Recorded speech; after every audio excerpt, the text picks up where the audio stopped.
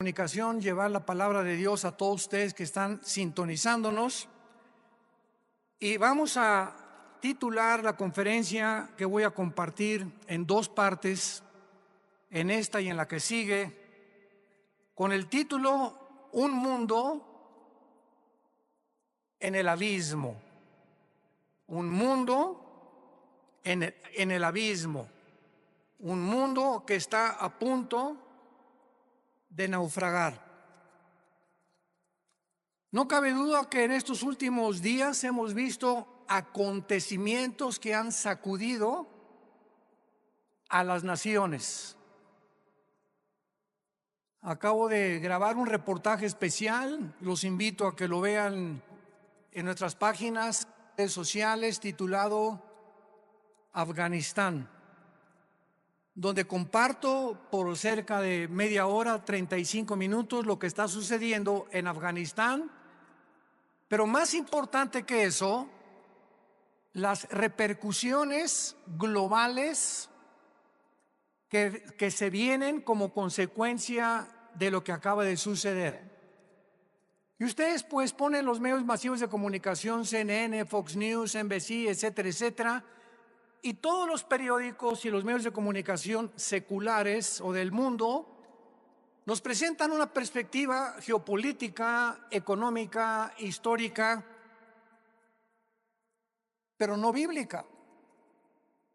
Y cuando nosotros nos damos cuenta que estos acontecimientos se están desarrollando, corroborando, confirmando que verdaderamente la Biblia es ahorita la luz del mundo, siempre lo ha sido. Pero mientras más oscuro esté el mundo, más oportunidad tenemos nosotros de alumbrar. Cuando un grupo de terroristas o grupo terrorista llamado los talibanes, la palabra talibán significa estudiante, porque son estudiantes del Islam y de la ley Sharia. Cuando comenzamos a recibir correos, están llegando ahorita, ¿verdad?, los aviones tratando de sacar, y las imágenes que vimos, cómo la gente se caía de las alas de los aviones cuando estaban tratando de sacar gente de Kabul, que es la capital de Afganistán. Nos llegaron más de 60, 70 correos, llamadas de teléfono. Yo no pude esa tarde colgar, le decía a mi esposa, una tras otra, de Brasil, de Argentina, de España, de Inglaterra, de hispanos desde luego, preguntándonos, ¿qué piensa usted acerca de lo que está pasando? Todo el mundo estaba alborotado, pero nadie sabía bíblicamente lo que estaba sucediendo. Me puse a orar e inmediatamente comencé a tratar de recopilar la información que yo podía reunir para dar una conferencia al otro día, un reportaje especial para que pudiéramos los cristianos principalmente darnos cuenta que los Estados Unidos de Norteamérica no aparecen en la Biblia, y lo venimos diciendo desde hace muchos años. Los Estados Unidos de Norteamérica, que tuvieron la supremacía política, militar y económica desde 1945, y que por más de 70 años jugaron el papel de policía, porque durante muchos años Estados Unidos estuvieron disque vigilando que no hubiera dictaduras o ayudar a las naciones que eran ocupadas por dictadores, luchar contra el terrorismo, como se inició desde el ataque a las Torres Gemelas.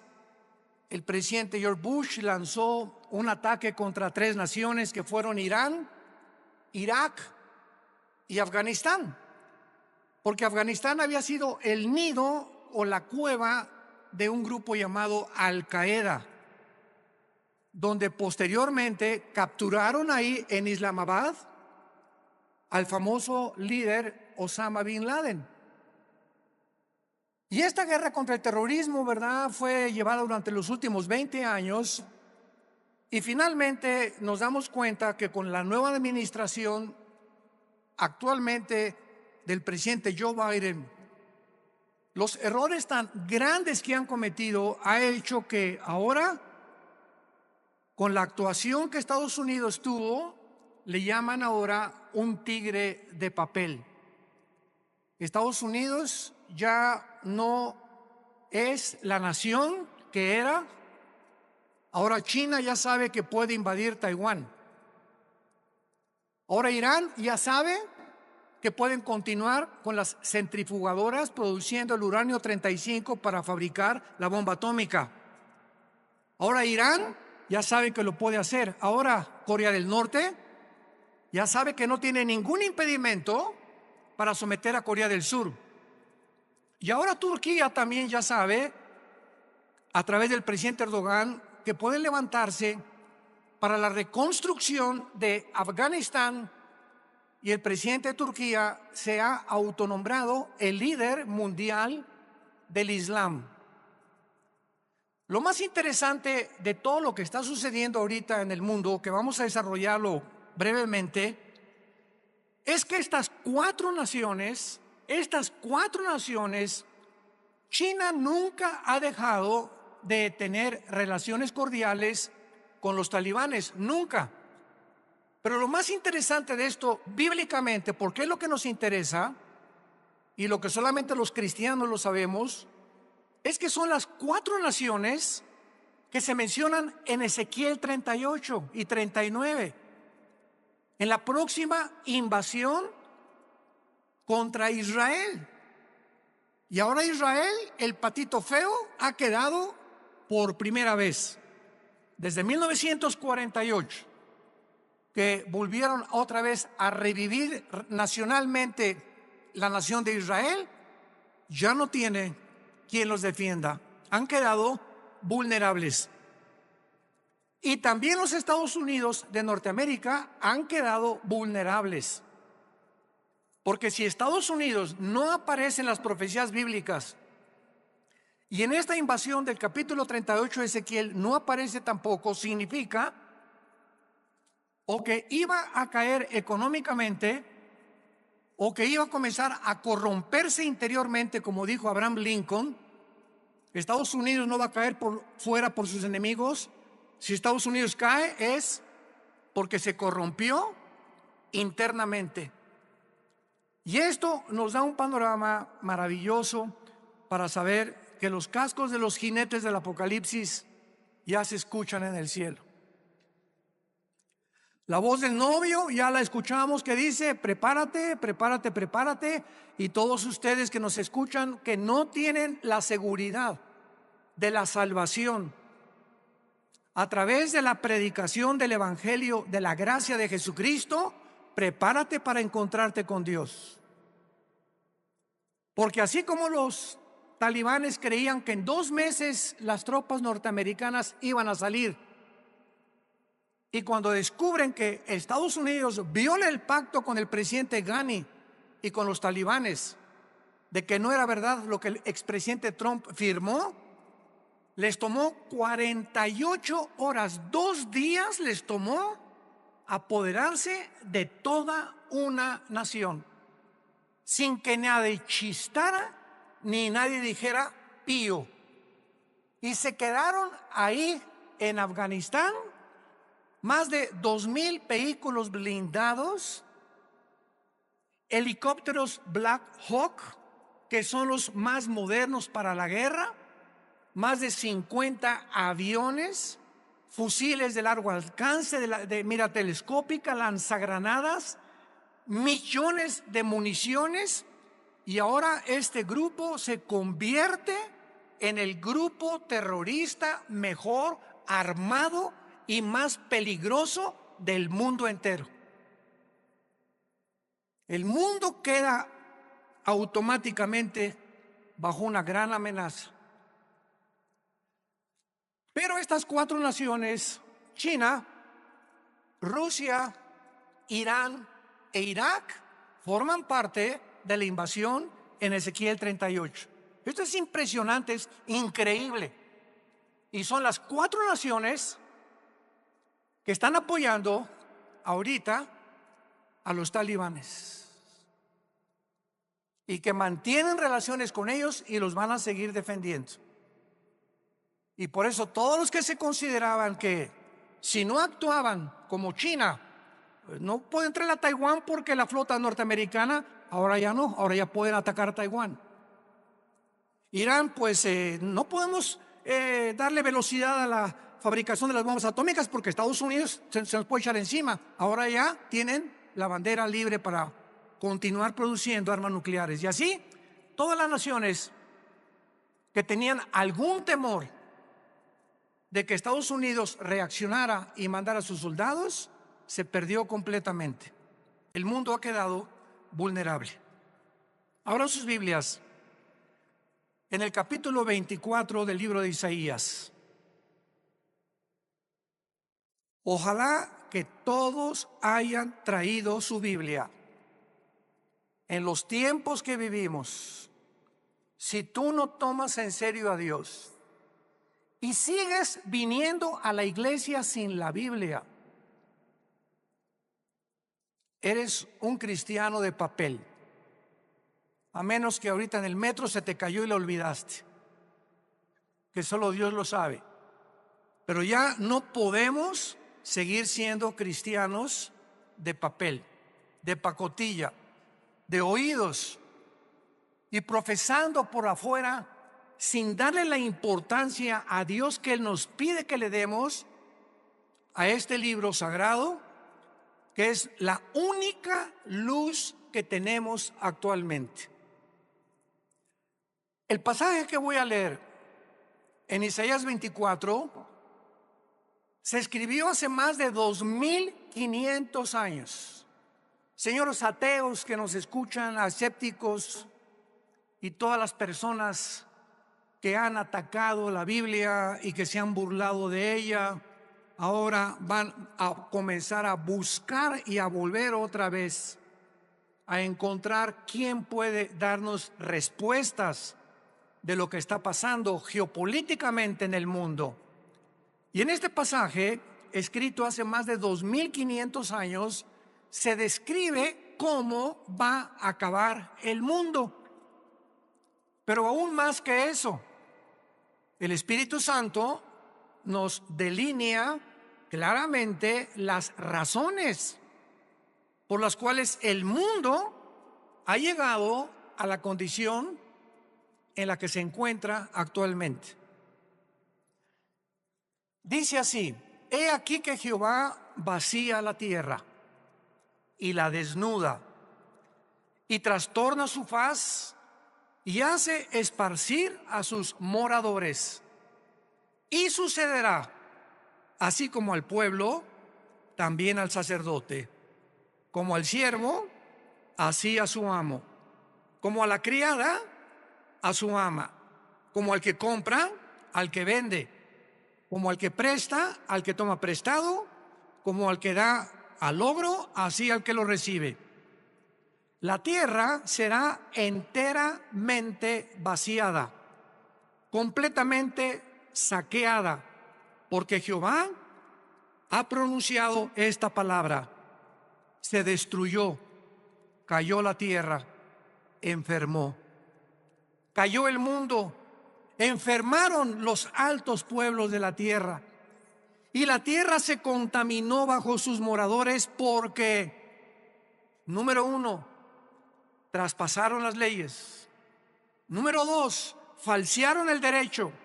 Y número tres, quebrantaron el pacto sempiterno. Por esta causa, la maldición consumió la tierra y sus moradores fueron asolados. Por esta causa fueron consumidos los habitantes de la tierra y disminuyeron los hombres. Se perdió el vino, enfermó la vid, gimieron todos los que eran alegres de corazón. Cesó el regocijo de los panderos, se acabó el estruendo de los que se alegran, cesó la alegría del arpa. No beberán vino con cantar, la sidra les será amarga a los que la bebieren. Quebrantada está la ciudad por la vanidad, toda casa se ha cerrado, para que no entre nadie.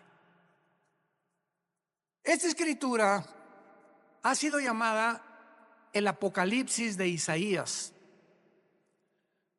Porque después de que Isaías profetiza en este libro el juicio contra 11 naciones, el Señor ahora anuncia el juicio final contra el mundo entero. Ya el Señor Jesucristo había anunciado, Mateo 24:21, porque habrá gran tribulación en el mundo como nunca jamás la ha habido antes. En Lucas 21 escribe estas palabras el evangelista Lucas, versículo 25: habrá señales en el sol, en la luna, en las estrellas, y en la tierra angustia de las gentes, confundidas a causa del bramido del mar y de las olas, desfalleciendo los hombres por el temor y la expectación de las cosas que sobrevendrán en la tierra, porque las potencias de los cielos serán conmovidas. Versículo 34: miren también por ustedes mismos, que vuestros corazones no se carguen de glotonería, embriaguez y de los afanes de la vida, y venga de repente sobre vosotros aquel día, porque como un lazo vendrá sobre todos los que habitan sobre la faz de toda la tierra. Velad pues en todo tiempo, orando que seáis tenidos por dignos de escapar de todas estas cosas que vendrán y de estar en pie delante del Hijo del Hombre. Regresando al pasaje de Isaías, encontramos en los primeros 4 versículos 3 puntos importantes acerca del juicio de Dios. En primer lugar, dice el versículo 1: he aquí que Jehová vacía la tierra y la desnuda, la trastorna y hace esparcir a sus moradores. En primer lugar, encontramos que va a ser Dios y su Hijo Jesucristo, como lo vamos a ver a continuación, los agentes que van a juzgar al mundo. Esto es absolutamente obvio y lógico, ya que Dios es imposible que juzgue a alguien que no merece. Es imposible que Dios mande una maldición sin que los que reciban la maldición se hayan hecho merecedores de lo que recibieron. Porque todo lo que sembramos, todas las decisiones que tú has tomado en tu vida, todas las cosas que has decidido en tu vida, tienen consecuencias, para bien o para mal. Si te casaste equivocadamente, si compraste un vehículo equivocadamente, si hiciste un gasto equivocadamente de dinero, no le eches nunca la culpa a Dios. Somos personas, individuos responsables moralmente de nuestras acciones. Y por esta responsabilidad y esta libertad y libre albedrío que tenemos para hacernos merecedores que lo que sembramos tenemos que recoger, tenemos que formar y normar nuestra vida de aquí en adelante. Dice la Biblia en Hechos capítulo 17, versículo 30 al 31, lo mismo. Veamos cómo los apóstoles anuncian quién va a juzgar al mundo. Pero Dios, Hechos 17, versículo 30, pero Dios, habiendo pasado por alto los tiempos de esta ignorancia, ahora manda a todos los hombres en todo lugar que se arrepientan, por cuanto ha establecido un día en el cual juzgará al mundo con justicia por aquel varón, o sea Jesucristo, a quien designó, dando a todos fe por haberle levantado de los muertos. Y el apóstol Pablo, en su segunda carta a Timoteo, capítulo 4, versículo 1, le dice a Timoteo: te encarezco delante de Dios y del Señor Jesucristo, que juzgará a los vivos y a los muertos en su manifestación y en su reino. Entonces, lo primero que el Espíritu Santo resalta es que va a ser Dios el Padre y su Hijo Jesucristo los que se van a encargar de juzgarte. Y en ese día, si ahorita tienes excusas de ser como tú eres, en ese día no las tendrás. Y así como estamos viendo con qué rapidez cambió el mundo en 1 año y medio, desde que comenzó esta famosa pandemia, todo ha cambiado. La moral, la conducta, la economía, la política, los medios de salud. En menos de 1 año el mundo ha sido trastornado completamente. En 48 horas un grupo terrorista se enfrenta al ejército más poderoso del mundo y los hace huir. En 48 horas sin disparar una sola bala. Y así está pasando todo en el mundo, nos está agarrando a todos desprevenidos. La semana que entra, ¿qué vamos a escuchar? Mañana, ¿qué vamos a escuchar en las noticias? Y tal vez la próxima noticia para ti es que te quedan 3 días de vida, te queda 1 semana de vida, te queda 1 mes de vida y no lo sabías, ni te lo imaginabas. Dice la Biblia, prepárate para encontrarte con tu Dios. Viene el juicio, viene el día del juicio al mundo. Tenemos que reaccionar y tenemos que arrebatar del fuego a nuestra familia, a nuestros amigos, y ahora más que nunca tener convicciones. Tenemos que ser cristianos de convicciones. Si tú no tienes convicciones de la santidad y de la forma que debes de vivir, el mundo te va a jalar. Porque la presión, como el imán, es más fuerte lo que te jala que lo que te sostiene. Y lo único que nos sostiene es la fe en este libro, es la obediencia a la palabra de Dios. Prepárense para que sean tomados por dignos de escapar todas estas cosas. Regresamos a Isaías. Y en el versículo 2 encontramos, en segundo lugar, que será un juicio universal.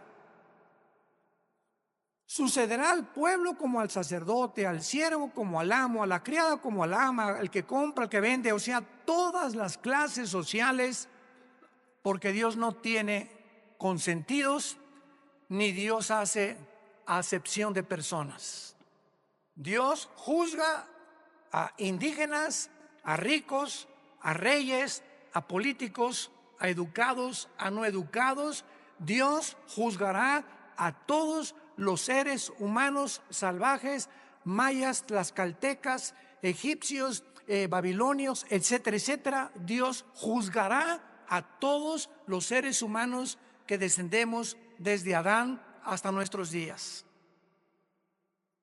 Dice en Apocalipsis capítulo 20 cómo será este juicio, porque el juicio que estamos hablando no es el juicio a los cristianos. Cuando estamos hablando que Dios juzgará al mundo con justicia, estamos hablando a todos los que le rechazaron. Todo lo que estamos hablando ahorita, y lo vamos a ver a continuación, por qué Dios los va a juzgar, es el juicio que se llama en Apocalipsis capítulo 20, del 11 al 15, el juicio del gran trono blanco. Porque todos nosotros que hemos recibido a Jesucristo, ya hemos sido juzgados en la cruz. Gloria a Dios, aleluya. Ese hombre llamado Jesús de Nazaret, que murió y abrió sus brazos en esa cruz, llevó tu culpa, tu culpa, tu culpa y mi culpa. Y lo que tú y yo merecíamos pagar ahora en el día del juicio con el infierno y el lago de fuego, Él en la cruz lo llevó en su cuerpo de carne. El que no conoció pecado, por nosotros se hizo pecado, para que nosotros, pecadores, inmundos, cochinos, sucios, fuésemos hechos la justicia de Dios en Él. Y Dios muestra su amor para con nosotros en que, siendo pecadores y en la condición en la que yo me encontraba, hace 46 años que yo recibí a Cristo, y en la condición en la que tú te encontrabas, así de cochinos y de sucios, sin ninguna esperanza, Dios me dice que me amaba y que me aceptaba si aceptaba yo el sacrificio de su Hijo en la cruz, y que desde ese momento borraba todos mis pecados del pasado, pero como si jamás los hubiera yo cometido. Esto se llama gracia, porque no lo merecíamos. ¿Qué es la gracia? Un favor que no merecemos. Hace algunos años, en la década de los 80s, íbamos cada 15 días a Santa Marta Catitla, a la penitenciaría de los hombres y también a la cárcel de mujeres. En aquel tiempo estaba de jefe de la policía el general Arturo Durazo. Dios nos dio gracia con él y me recogían en un patio en helicóptero y me llevaban a Santa Marta Catitla. Ahí aterrizaba yo con un helicóptero de la policía y juntaban a todos los presos para que les predicáramos el evangelio. Imagínense nada más la gracia que Dios nos dio. Y una vez se acerca, después del mensaje, un preso llorando y me dice: oiga, pastor, ¿usted cree que Dios me pueda perdonar? Yo había predicado sobre el hijo pródigo en esa tarde, eran como las 5:30, 6 de la tarde. Y le dije: ¿por qué? Me dice: porque he matado a 28 personas. Pero quiero decirle que estoy aquí en la cárcel no por las 27 asesinatos que cometí antes, sino porque me mandaron de un estado a la Ciudad de México a matar otro recadito que me encargaron, porque yo era matón a cuenta, y en el periférico saqué la 38 y maté a esa persona que me encargaron matar, y la policía me agarró, y estoy aquí por un crimen para pagar 15 años, pero yo debo 27 vidas más. ¿Y saben lo que le contesté? La sangre de Cristo perdona todos tus pecados. Él no lo podía creer. Quiere decir que si yo acepto a Cristo ahorita y lo reconozco como mi Salvador, todos esos crímenes no voy a pagar por ellos. Y le dije: amén. Y otro que estaba atrás dice: ay, sí, ¿verdad? Qué bueno. Ahora sí, de repente. Y le dije: porque es gracia. Esa es la gracia, ese es el mensaje del evangelio, de la gracia de Dios, que Dios te perdona siendo inmundo y pecador. Porque nadie merece irse al cielo, nadie merece el perdón. Dios nos lo da en su amor en la cruz. Esta palabra gracia no aparece en ninguna religión. En ninguna religión. Y hay cristianos que todavía no han entendido el significado de la palabra: por gracia somos salvos por medio de la fe. Es la fe la que nos da la gracia de Dios. El creer lo que Él hizo en la cruz nos hace, nos abre para que Dios tenga a favor de nosotros, se compadezca de nosotros y nos regale el amor de su Hijo Jesucristo. ¡Qué mensaje tan glorioso tenemos! Yo quiero decirte a ti que nos estás viendo por la televisión y ustedes están aquí presentes. Me puedes decir: yo he abortado 8 niños, llevo 3 divorcios, he matado, he adulterado, he hecho aquello. Si tú recibes a Cristo, Dios te perdona. Y en este día del juicio tú no estarás presente, porque Él pagó por ti y por mí. Y por eso vivimos tan agradecidos, humillados, después de lo que Él hizo en nuestro lugar en esa cruz. Dice Apocalipsis 20, versículo 11, hablando del trono donde estarán todos los que rechazaron este regalo de Dios: vi un gran trono blanco y al que estaba sentado en él, de delante del cual huyeron la tierra y el cielo, y ningún lugar se encontró para ellos. Esto nos habla que este juicio será después del milenio, porque los que estén en este juicio van a ver cómo desaparece la tierra y los cielos. Y después de este juicio, Dios hará nuevos cielos y nueva tierra.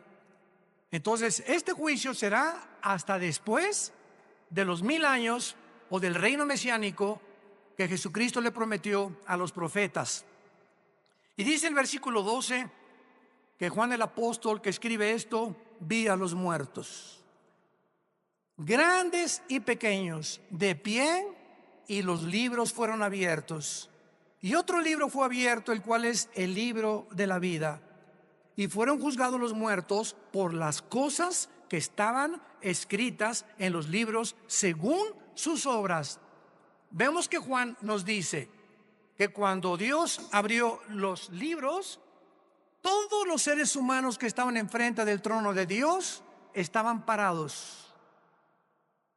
No había nadie de rodillas, todos de pie. ¿Por qué? Porque en ese momento se acabó la misericordia. En ese momento ya no hay gracia. En ese momento ya no hay favor, ya no hay nada más que dictar la sentencia. La gracia, el favor, la misericordia están hoy que tú me escuchas delante de ti a través del mensaje del Evangelio de la gracia de Jesucristo.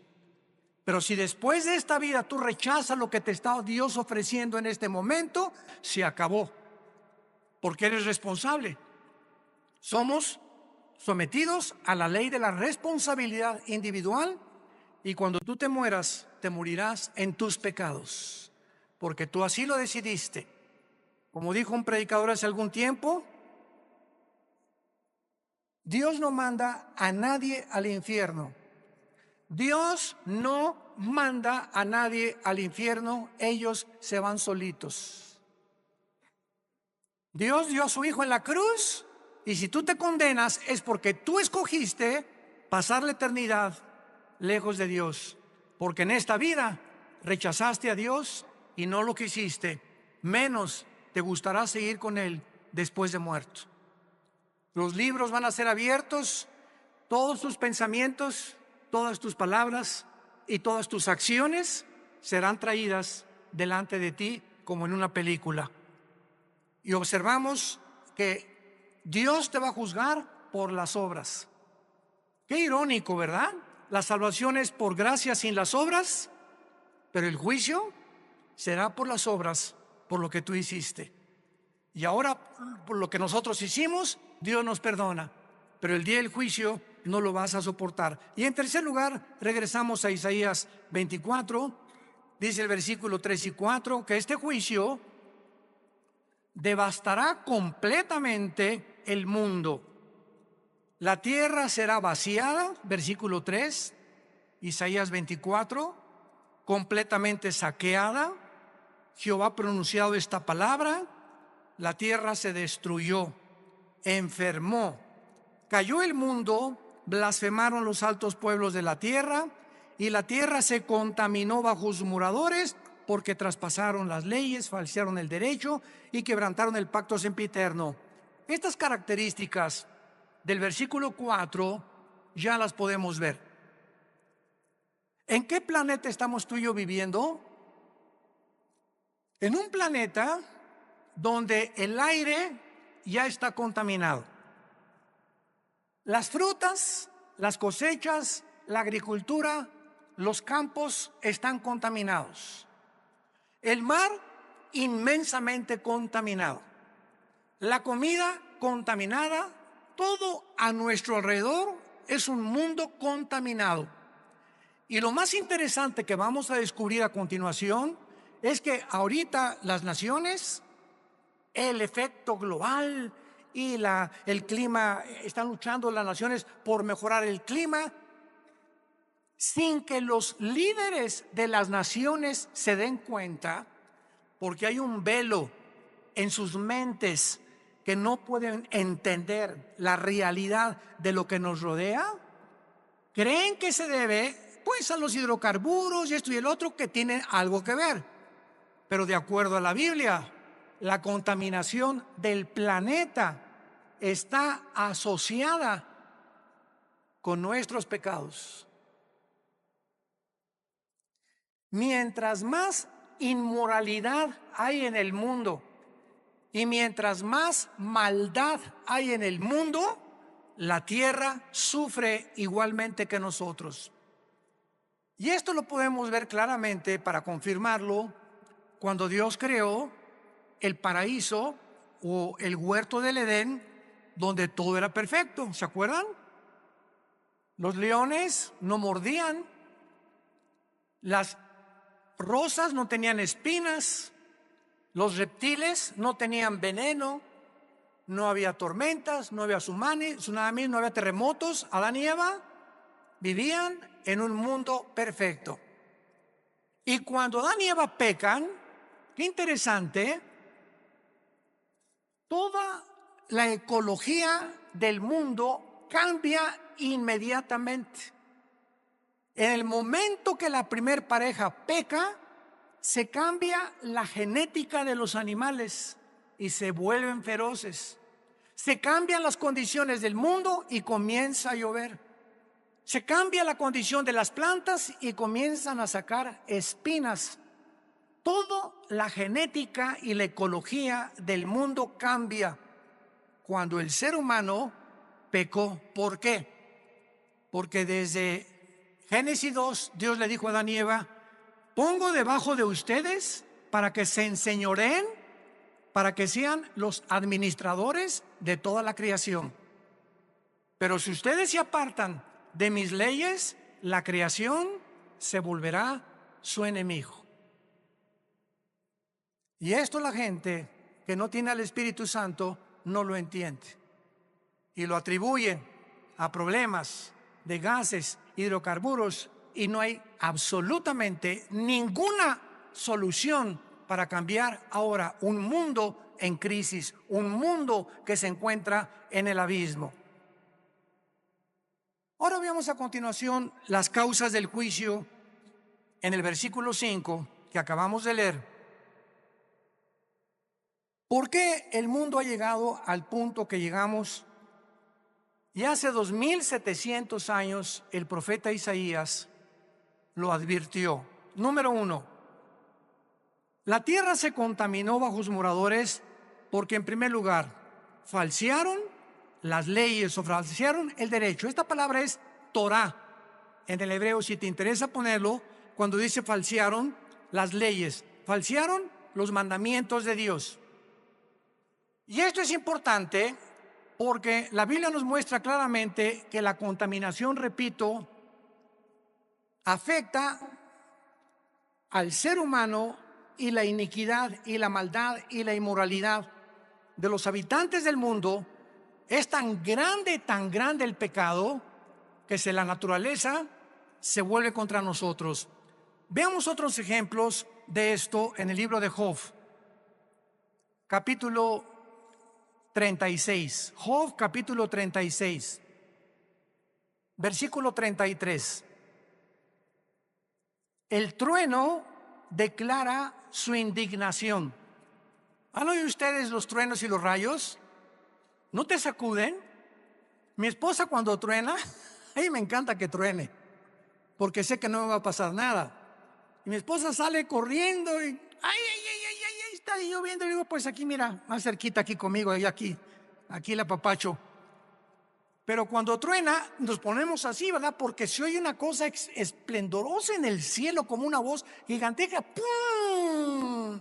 Y dice la Biblia que es una manifestación de la indignación de Dios, los truenos. Como diciéndonos, ahí les va un botón de muestra de mi poder. Y la tempestad proclama su ira contra la iniquidad. ¿Se dan cuenta? Como todo lo podemos respaldar bíblicamente.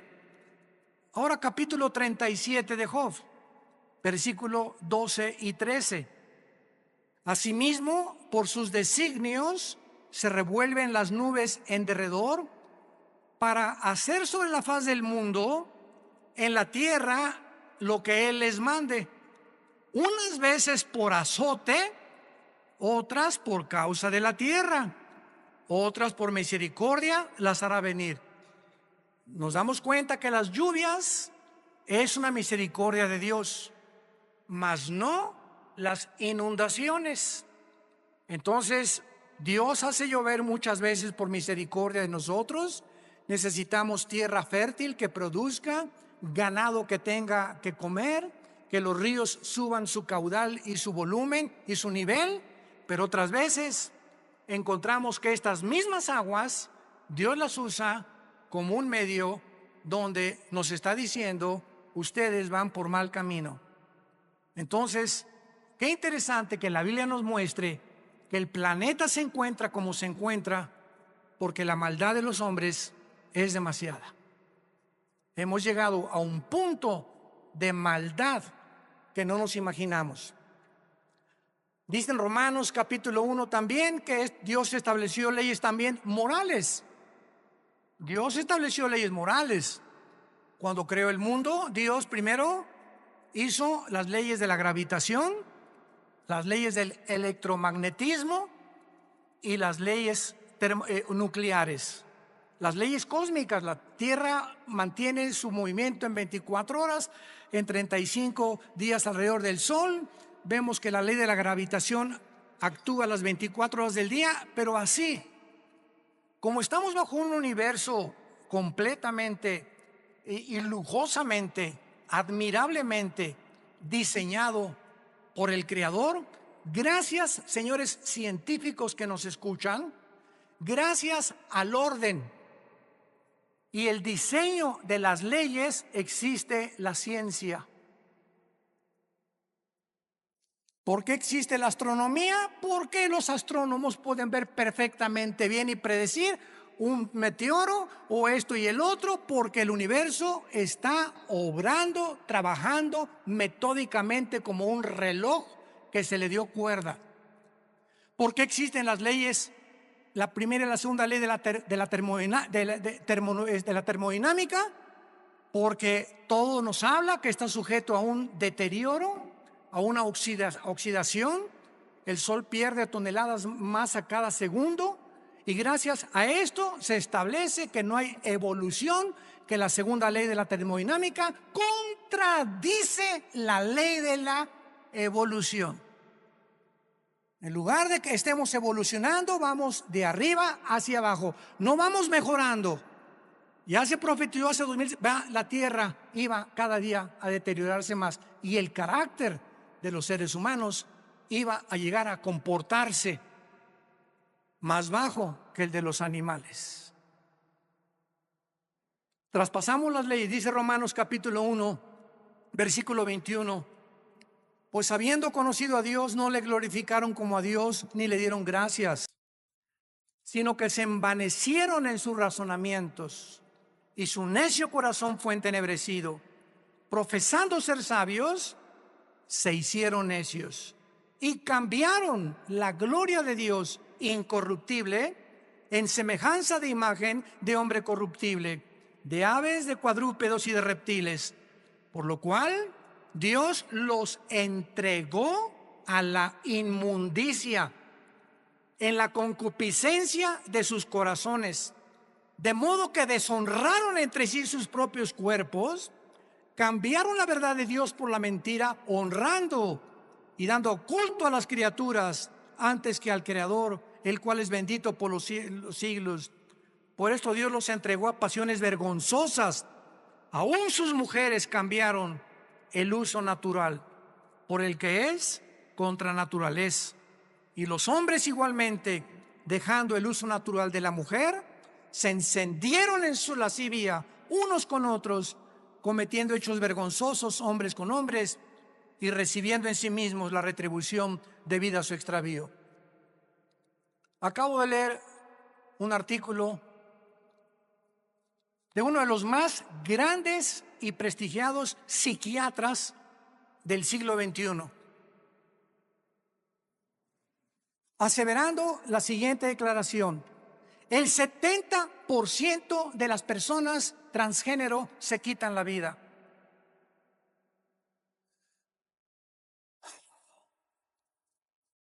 El 70% de las personas que intentaron cambiar la naturaleza con la cual nacimos. Dijeron a Dios: te equivocaste, yo no soy hombre, soy mujer, no soy mujer, soy hombre. Finalmente, cuando hacen la operación y la cirugía para cambiarse el sexo,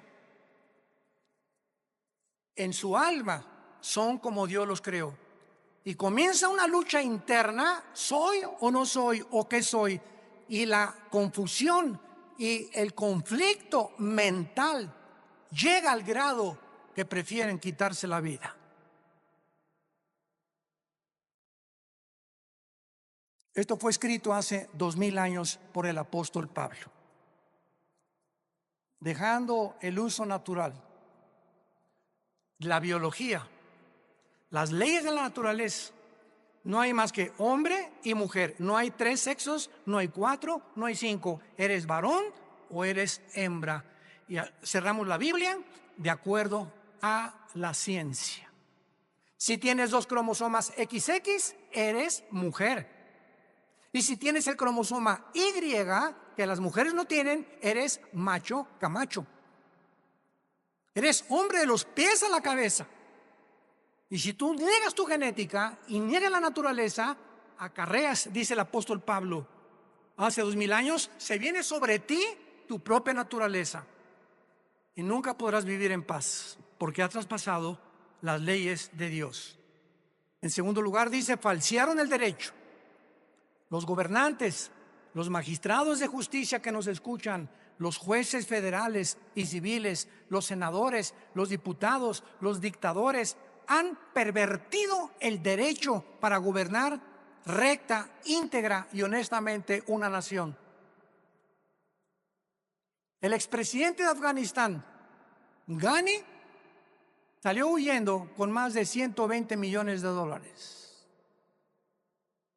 como todo buen político corrupto. Y si vemos una gangrena, un veneno que está ahorita en las naciones, es precisamente ese: la corrupción. No es el pueblo lo que les interesa, son sus intereses personales. Me voy a llevar lo más que pueda del pastel en el poco tiempo que tengo que ejercer mi derecho, antes de que acabe todo. Y finalmente dice la Biblia: quebrantaron el pacto sempiterno. Para terminar, quebrantaron el pacto sempiterno. ¿Cuál es este pacto sempiterno? Veamos el libro de Malaquías, antes de Mateo, para terminar, el último libro de la Biblia, Malaquías capítulo 2, versículo 13, lo que el profeta escribió antes de que iniciara la venida de Jesucristo. Malaquías 2, versículo 13: y esta vez haréis cubrir el altar de Jehová con lágrimas, de llanto y de clamor. Ya no miraré más a la ofrenda para aceptarla con gusto de tu mano. Me dirás: ¿por qué? Porque ha Jehová atestiguado contra ti y la mujer de tu juventud, contra la cual has sido desleal. Estoy enojado contra ti. ¿Por qué, Señor? Porque no eres fiel a tu esposa. Y vas a llorar y te vas a arrepentir y te vas a jalar los pelos. Y si te mueres en esta condición, te condenas eternamente. Porque has sido desleal. Vamos a ver qué significa la palabra hebreo, desleal. Siendo ella tu compañera y la mujer de tu pacto. ¿Cuál es el pacto que menciona Isaías, que acabamos de mencionar, sempiterno? El primer pacto que Dios estableció antes de cualquier institución humana, de los colegios y de los gobiernos. Se llama el pacto inquebrantable del matrimonio. A los que les interese, la palabra desleal en el hebreo es la palabra bagad, con B de bueno, A de Armando, G de Gárgara, H, A de Armando, D de David. Bagad. Escuche lo que significa ser desleal. Actuar encubiertamente, hipócritamente, fraudulentamente o secretamente, encubrir, tapar, engañar y decir cosas que no sentimos. Cuando tú te volteas a tu esposa y dices: te amo, solo Dios sabe que le estás diciendo que verdaderamente le amas. Y cuando tú le dices a tu esposa te amo y atrás de ti tienes tu amante, estás encubriendo, eres un hipócrita, estás falseando completamente y Dios te está escuchando. Y eso Dios lo tiene que castigar.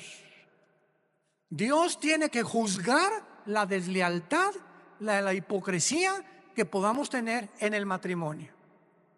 Por eso tenemos estos seminarios cada año con 300, 250 parejas, para que en esos 3 días regresemos a la Biblia, nos arrepintamos, hay una renovación de votos el último día junto a la playa, una cena de gala. Y ahí podemos descubrir que, Dios mío, es que yo sentí que ya no la amaba, pero viene el Espíritu Santo y nos da algo sobrenatural que ya habíamos perdido, porque le estamos diciendo a Dios: yo quiero mantener y llegar hasta el fin con mi gordita y con mi gordito, porque de otra manera me estoy engañando. No puedo irme con un amante ni creer que hay una mujer que me satisfaga, que la mujer y la madre que tú me diste para mis hijos. El mundo está enfermo, tenemos que reaccionar, y en esta tarde les pido a todos ustedes que se arrepientan de sus pecados. Si hay alguna área en la que el Espíritu Santo te ha hablado, arrepiéntete hoy, porque por esta puerta no entraste en esta mañana por coincidencia. Dios te ama, Dios te ama, Dios te ama, y Él no quiere que salgas por esta puerta como entraste esta mañana. Tú no sabes si ahorita te atropella un coche, no sabes si te da un ataque al corazón, no sabes si te da una embolia cerebral mañana, o si pasado mañana el doctor te dice: las placas no mienten, don Pancho, usted tiene cáncer y tiene 3 meses para vivir. Dios quiere que tú vengas a la cruz a perdonar tus pecados y a que arregles tus cuentas de una vez por todas con su Hijo Jesucristo. Oremos. Te damos gracias, Señor, por tu palabra, porque de tal manera nos amas que nos has dado a tu Hijo Jesucristo, para que cualquiera, sin acepción de personas, que crea en Él, no se pierda, mas tenga la vida eterna. Mas Dios muestra su amor para con nosotros en que, siendo aún pecadores, Cristo murió por nosotros. Mas Él herido fue por nuestras rebeliones, molido por nuestros pecados. El castigo de nuestra paz fue sobre Él, y por sus llagas hemos sido nosotros curados. El que no conoció pecado, por nosotros se hizo pecado, para que nosotros fuésemos hechos la justicia de Dios en Él.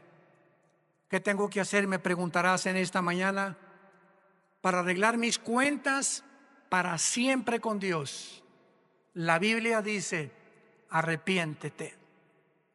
¿Qué significa arrepentirse? Reconocer que has pecado contra Dios y que no puedes seguir viviendo igual.